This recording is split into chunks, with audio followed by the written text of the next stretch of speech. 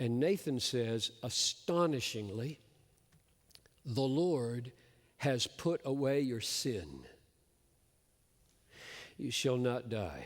Nevertheless, because of this deed, you have utterly scorned the Lord.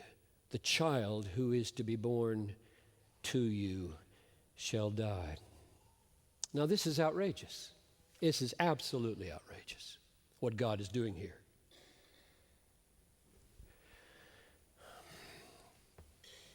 Uriah is dead. Bathsheba is raped. The baby will die. Deceit is everywhere.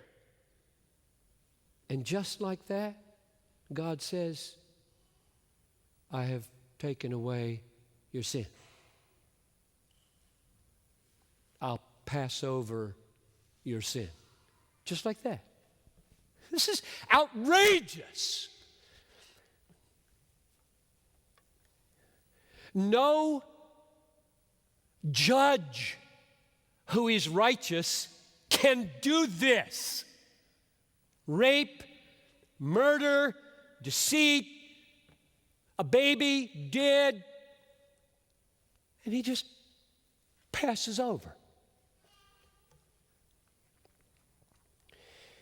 Now, the outrage that we feel when this happens would be justified, except for one thing.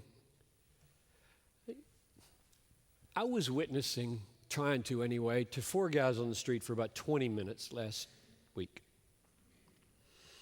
And you know where it ended? They could not get beyond my affirmation to one of their questions that God could forgive a child molester. They said, no way! No way! And it was over. I couldn't get through. There is something in the human soul that is outraged. That in your mind, you picked the worst sin. For them, this was it. A guy that gets turned on by babies, they wanted to spit in his face.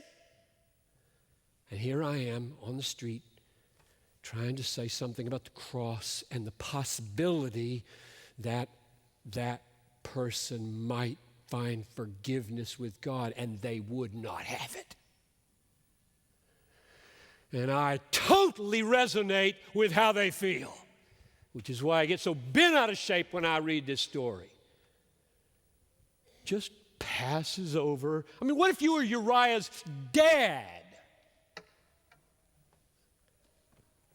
Bathsheba's mom. And the king just pulls his raping rank. And God just passes over it. So, until you feel that, then the way that problem is solved in the Bible won't move you. It just won't. Most people in America, it seems, think when they're not thinking about situations like this that God owes them forgiveness. And it's a piece of cake. I'm not so bad. I'm surely no child molester. And we've got this figured out. That's not the problem Paul struggled with. Paul struggled precisely with my problem. How can God be righteous and just pass over? That's the word used there in this text. So here's Paul's solution. Romans 3:25. This sentence in Romans 3:25 and 26 is probably the most important sentence in the Bible on how Christ relates to the Psalms, or Christ relates to all of the Old Testament. Okay, I'm going to read it to you. Maybe the most important sentence in the Bible. This is Romans 3:25. God put Christ forward as a propitiation by his blood. That means a wrath-removing sacrifice by his blood to be received by faith. This was to show that God is righteous. That's why he died. He died to prove God is righteous. Because, now here's my problem being solved. Because in his divine forbearance, he had passed over, same word. He had passed over former sins. You bet he did, and it's outrageous that he did, unless this works. So if you're an unbeliever in this room right now, and you feel some of this outrage, then know that your forgiveness is at stake. Can you be forgiven? Can I be forgiven without God being unrighteous in passing over my sin? And Paul's answer is, because in his divine forbearance he had passed over former sins, it was to show, Christ died to show God's righteousness at the present time so that he could be both just and the justifier of the one who has faith in Jesus, though he be adulterer, murderer, liar, child molester. If that doesn't work, I'm out of here. Christianity is over if that doesn't work. That's the heart of Christianity. God put Christ forward to make it possible for a judge at a bench to pass over rape, murder, lying, and child complicit killing and still be a just judge. If that doesn't work, nothing works. And there's nothing but horrible injustices in the world that will never be set right. But if that works, we've got the best news in all the world for the worst people in all the world, including ourselves. So he does not sweep David's adultery, David's murder, and David's lying. He does not sweep it under the rug. God, now this is why I said that sentence is the most important for understanding the relationship to the Old Testament.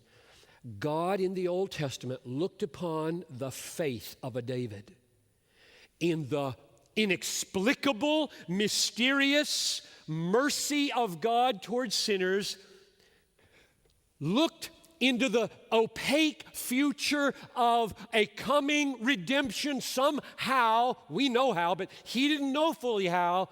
And God looked upon that faith as uniting him with the coming Christ so that the atonement of that Christ and the righteousness of that Christ may be counted as David's, and all David's sin covered by Jesus 1,000 years before he died. That's the way I understand the Old Testament, because that's the way Romans 3:25 and 26 work. You find a psalm like this, you find the gospel, if you have eyes to see. The death of the Son of God is outrageous enough, and the glory of God that it upholds is great enough that God is vindicated in passing over adultery, murder, lying, and you, if you're in Christ. The death of the Son of God is outrageous enough to cover the outrage of 1,000,000 sinners. That's what these guys on the street couldn't get. I couldn't get it through. Jesus wasn't important enough to them. His death didn't seem that big, that horrible, that outrageous that it could cover the forgiveness of a child molester. Which is why the Bible talks about a veil hanging over people's eyes and the cross being foolishness. I hope it's not true for anybody in this room.